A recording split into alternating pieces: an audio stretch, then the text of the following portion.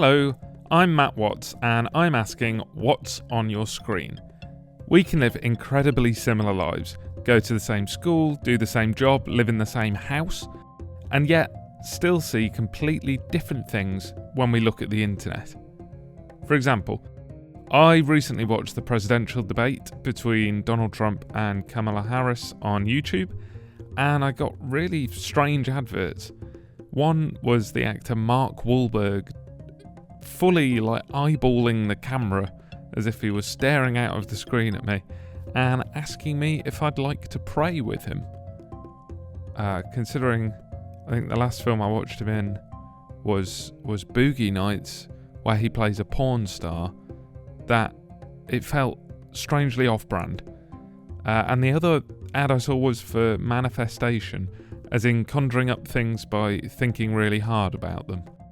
And I don't know if that was a quick look into what the internet is like for an American, or it's some kind of damning indictment of the US political system. You know, it looks so dire that the only thing you can do is pray or think really hard about there being a good result.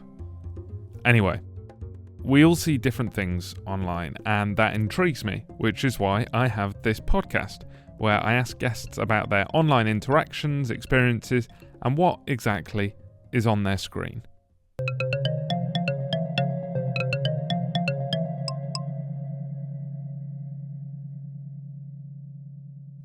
Today I'm talking to Leanne, and there's one very specific thing that appears on her screen.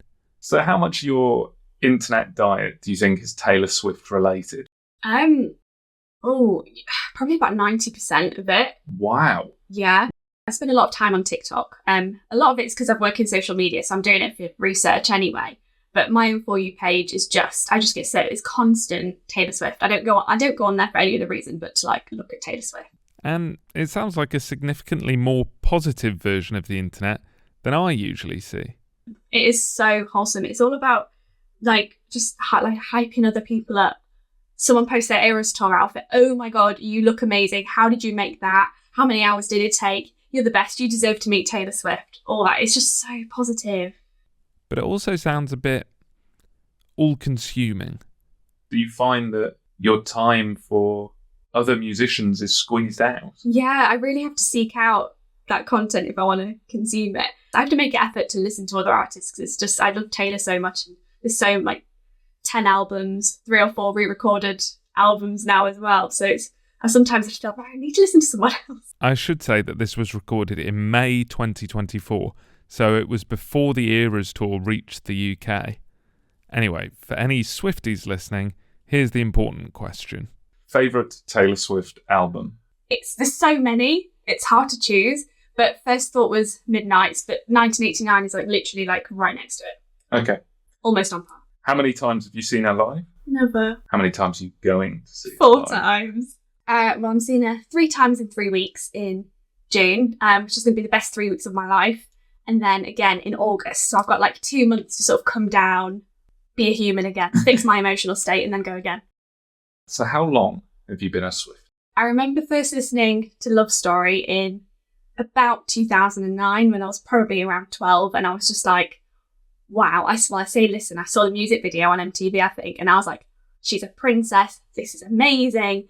And it sort of grew from there, really. So I just remember all of her albums coming out at different stages of my life, which is really nice. And then over the past since probably about 2019, it just ramped up from to 100 after that. So I've found a long time a Swiftie within the last 5 years or so. Okay. So the next question that I was going to ask is, at what point there was the tipping point from big fan to Swiftie and what the dividing line is. And I thought you were going to say it was just always, because if your starting point is she's a princess, she's amazing. Yeah. And then you became an even bigger fan than that. Yeah, and I think even in the last year, a year ago, I didn't think I could possibly be a bigger fan. Yeah, here I am just yeah, it's possible. Do you think you'd be as big a Taylor Swift fan without social media? Interesting. I think I would be as big of a fan, but not as big of a Swiftie, if that makes sense. So part of being a Swiftie is sort of is being engaged in those online communities and having conversations and coming up with theories and sort of hyping each other up and talking about like the merch and the album releases. So I think you can be a fan without being a Swiftie, you know, but that does involve, I think it does involve an element of being in the online communities. I think you can be a Swiftie and not engage with the online communities, but I just feel like the biggest Swifties like are really like on it. Right, it's intrinsically linked to the online experience of being a fan at the same time as so many other people around the world. Yeah, because she'd post something and instantly everyone's talking about it. Like I myself, like she'll have posted some sort of announcement and I'm like, quick, I need to make a video like right now, but posting it and then seeing what other people are posting. And then you go over to Twitter and see what people are writing. And then I'll go in the Facebook groups and see what everyone's commenting. Like it's just all this, it's just so exciting. It's really fun. So it's all platforms? Pretty much. I'll sit down on the sofa and watch like a longer YouTube video of someone talking through like all the different albums or tour outfits. Can't think of any platform really where it's not on. It's everywhere. You can't miss it really. It's just great for me. What do you think was the first one that you kind of noticed, this community is here and I want to be in it? I think it was TikTok actually. That's what's took off in more recent years. I know Twitter's been around the Swifties for a very long time. That's sort of where like the fandom, if I say that, like kind of started and took off and then branched into these other areas. But I started getting involved and it was just all over my For You page on TikTok and I was like, I need a bit of this. I need to be part of this. So I'm trying to get my head around being part of something so huge. Because with some fan bases, people get to know each other because not that many people are into it or aren't as into it as they are. Mm-hmm. There's a small core group of like people who are massive fans. But there's so many people who are into Taylor Swift. So do you fall into subcategories where you kind of get to know a few people or? It's a really interesting question actually, because you've kind of got like, going back to TikTok, you've got like what we call like Swift talkers. So that could be anyone who just posts like even like someone with, I think I've only got about 400 followers and I just post videos because it's fun. And then you've got other people who have like hundreds of thousands of like followers as well. And there's different levels of like engagement depending on like you'd assume with like any online community, everyone who's got like the larger followers there or friends. And then you kind of like, there's people like me with not as many followers and we go in their comments and we chat to people like in their comments. If I asked you what Swifties you know online, would you be able to tell me, I'm friends with this person, this person, and this person? I'm not really friends with people who I've like not met online. I mean, I follow people and I like their content and I'll comment and they'll like comment back and it's like friendly. I wouldn't say I've like met any of like my friends through it. But I do have a friend who I met on Bumble, actually, on Bumble BFF. And we sort of met because started talking because we were like, we're both big Taylor Swift fans and now we're going to the concert together. So there's a bit of there's two different things going on there. There are the people you interact with online and are friendly with, but not friends.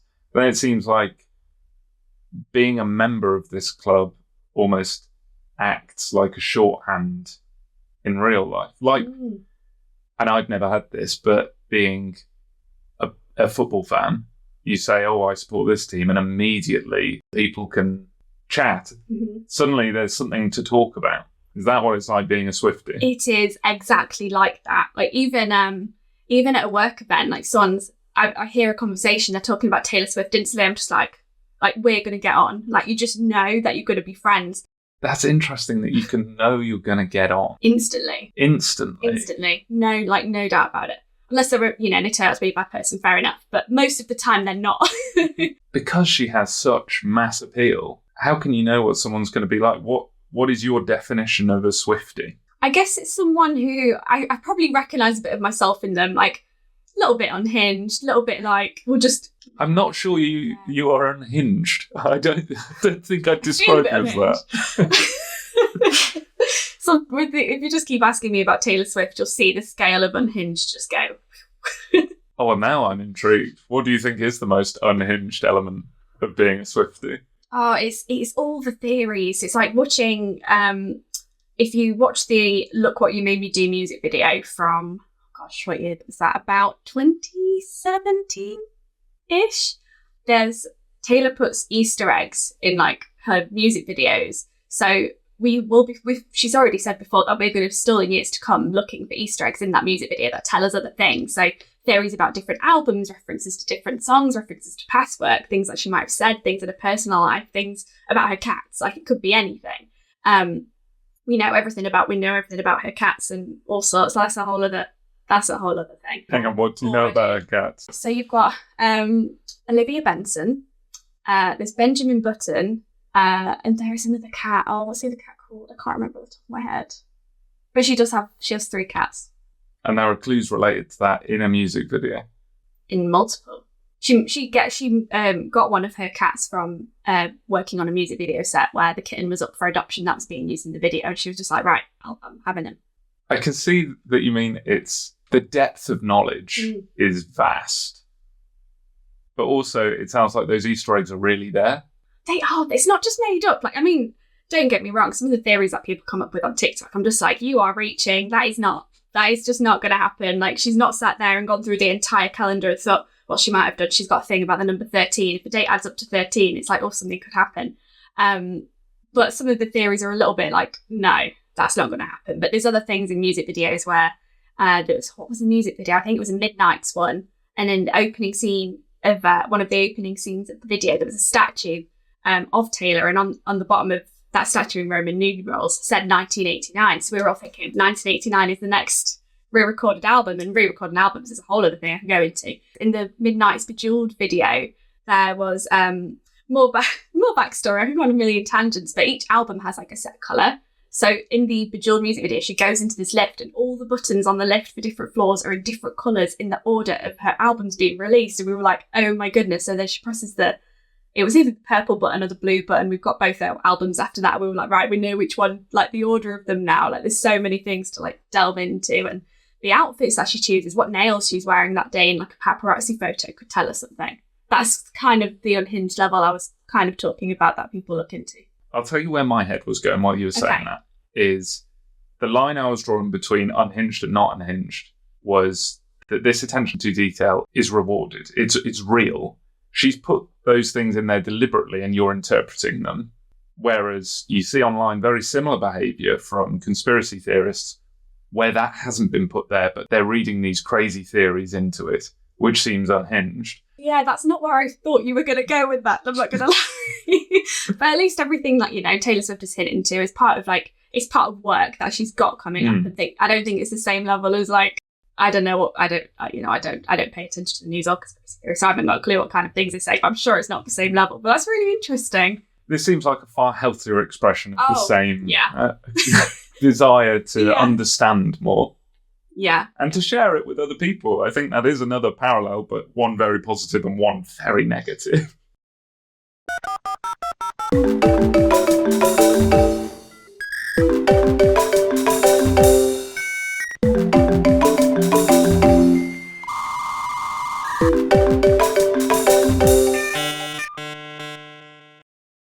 I have a specific Swiftie TikTok account that I post Swiftie content on, same as Twitter. I don't post as much on there, but I made an account so I could engage and comment and get in on it there as well. What was the thinking there, having this separate persona? Just somewhere I could just fully just embrace it and be creative with it and not think about someone who I might have added on the internet about 10 years ago thinking, oh my God, what's she doing now? So it's just somewhere I can just be fully just embrace the interest that I've got, because growing up and going through your teens, it's so hard to express yourself and you almost don't want to say a thing because someone's going to judge you. But now having an interest like this as a grown-up is amazing, because I can just I don't care what anyone else thinks. I'm going to create a fan account because I want to, and I probably missed out on doing that when I was 12 when I saw the love story video. So it's just really fun that I can just get into that now and just embrace it, which is great. Yeah, that feels kind of in keeping with the trend of social media. We've moved from broadcasting everything to everyone when you'd write what you had for dinner on Facebook and put 50 photos from a house party up to WhatsApp groups, and that more you're specifically talking to a certain group of people, and it feels like you're doing that with your fan accounts. Yeah, I know not everyone cares about it, to be fair, so it's nice that I can if I'm going to put out that content, it's going to go to people that actually want to see it, which is nice. So, Have you had any negative experiences being a part of this community, whether that's from other community members or people directing something towards Swifties? I've seen a lot of that, because obviously, you know, when you're a fan of the biggest pop star in the world, not everyone likes her. But I try to keep like my communities like online like really positive. Like if I see something that I don't want to see, I'll just hold it and then just show less of this, please. But then there has been times in the Swiftie community before where things have got a little bit negative, and then because everyone wants to post about these things, the negative thing just kind of blows up. Well, recently she's with Travis Kelce now, which is really, really fun to watch play out, and I'm so happy that she's happy, and that's really great to see. But because she's dating one of the biggest football players in the world as well, like that magnifying glass has just got even bigger. So people like, I can't remember what the specific thing was, but it was something about them too that was quite negative. Then people were posting about the fact that people were posting negative things, and then that's how I saw it. So I'm just like, why are you like, yes, I know you're trying to report and say like, oh, you know, we all need to be nice, but by putting that out, you're also like fueling it as well. So at times like that, I kind of just have to I'm just not going to engage for a little bit and just take a break and then come back when everyone's feeling like a little bit more positive. But yeah, I'm very much aware of like all the different opinions that people have of Taylor. I just try to keep myself sort of away from it. But then if someone like would ask me about it like in person, then I could definitely like have a proper discussion. But you know, I'm online for entertainment, for fun, and for creativity, so I'm going to curate my feed, so I try, like, hopefully don't see as much of that. It's interesting hearing what proportion is you engaging with other Swifties and how much is stuff being put out by Taylor / her PR team. Yeah, it's majority like fan sourced stuff. There's an account called Taylor Nation on all of the channels, which is like Taylor's like management, marketing, all of that jazz, and they guide a lot of those conversations as well. Like from a marketing perspective, it's amazing to look at as well.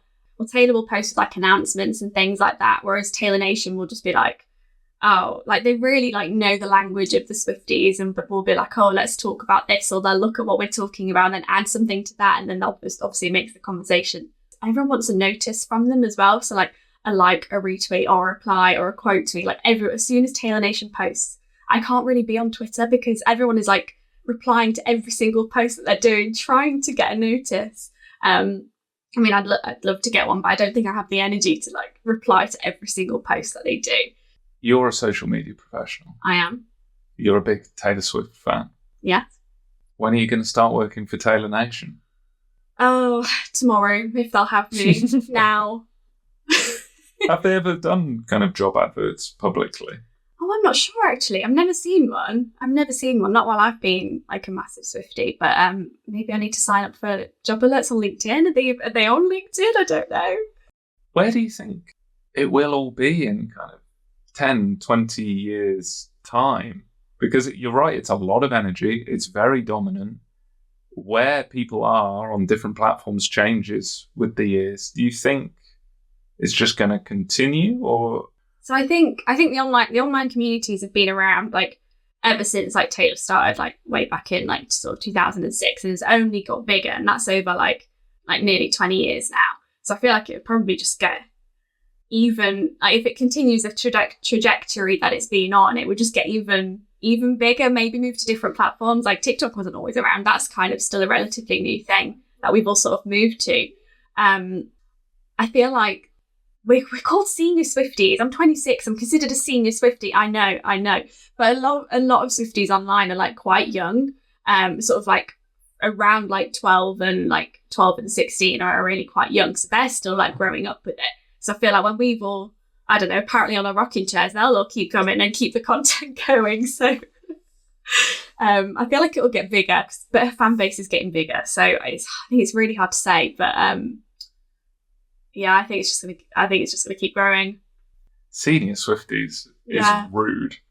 I think it's less of a divide, but more people trying to find their people. Like I don't want to be talking like to somebody online who's like a kid, you know, even though we've got the same interests, there is like a line. I think that's where the senior Swiftie thing probably comes from. But then like sometimes there'll be, people post TikToks being like, oh, post the Taylor Swift era that you were born in. And I'm like, and some of these people are like, oh, I was born, Fearless era, 2009. And I'm just there like, oh my goodness, I'm like Taylor Swift singing like on like small stages era. So that makes me feel a little bit senior. But yeah, I think it's less of a divide, but just more of like wanting to know who like you're speaking to and like finding your people a little bit more. Well, part of the era store is sitting and making friendship bracelets because of a lyric she wrote in a song for Midnights, and then we all buy bracelet kits online and sit and make those and trade them when we go there. Like the impact that she has is amazing, and it's been really nice in recent years sort of seeing that like being a fan of the music online, but then it actually coming into things like making the friendship bracelets, going to the cinema to see the Eras Tour movie, which was amazing, walking into the cinema and these little girls like wanting to take pictures like with the family and holding their little popcorn buckets, and I was like, please can I take your photo? And everyone was just so lovely. This is painting with broad strokes, but do you think part of that wholesomeness and positivity is due to it being a predominantly female audience? I think so, actually. It feels like a really safe space. And I think I'm not been to the concert yet, but I feel like that will feel like a very safe space as well. There are Swiftie men around as well, and they're great. Like the men who I follow in the Swiftie community are amazing. They're so like, again, like just so into it and just so like passionate. It's so fun. And I think it's just all about feeling like you're in a safe space, and that's really nice. That's what everyone wants, really. Exactly. What more could you want from a fandom?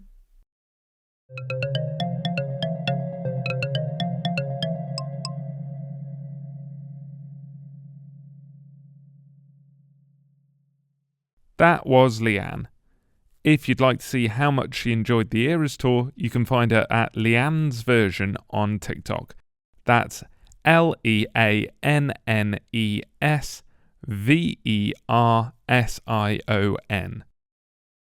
And if this episode gets you thinking about the fandoms that dominate your internet diet, the peculiar adverts you see, or the conspiracy theories you follow, you might want to share them like these folks did. I've been getting ads from what looks like a really cutesy kind of like go camping with your family type shop, but is actually just for people who want to bug out or think the end of the world's coming and they need to get to a shelter. Like literally it's got like army surplus water purification tablets, it's got like full body armor, weirdly enough nice dress shoes that are suitable for the military for women, so make do with what you got with that. I was trying to work out why the fuck I'm starting to get this sort of shit. And then I realised I've been listening to a lot of kind of like Mormon-related content. Oh, Hinge keeps advertising to me. Like, obviously I wouldn't mind that, except the woman advertising it is someone that I blocked. So it's really annoying, because I blocked her just because she annoys me slightly, which is so mean. But it's my phone. I don't want her coming up on my phone with a silly accent. I kind of like what she says, but she has the voice of what people in the future, like if we had one monolithic accent for speaking English across the whole world, it's like what they would think a British person sounds like. Been getting a lot of ads for fake video games, fake mobile games. I don't know if you've seen those, but it's specifically the one where you're playing as some sort of army guy and you have to get power-ups and you can move left and right to pick up these power-ups, and it makes you stronger to defeat an onslaught of enemies coming your way. But it's not an advert for the games. The adverts are by creators who have been paid to say, why are you playing that fake game? And then the people in the ad go, oh, well, it's actually not fake because this company has made it so it's real. And I'm like, is that fake? I don't know anymore. I'm spiraling. If you want to share your own internet diet, follow me on Instagram and send me a voice note. You can find me at Matt Watts Makes Docs. That's MattWatts MakeSDocs. In the meantime, please subscribe to hear more episodes and have a good week online.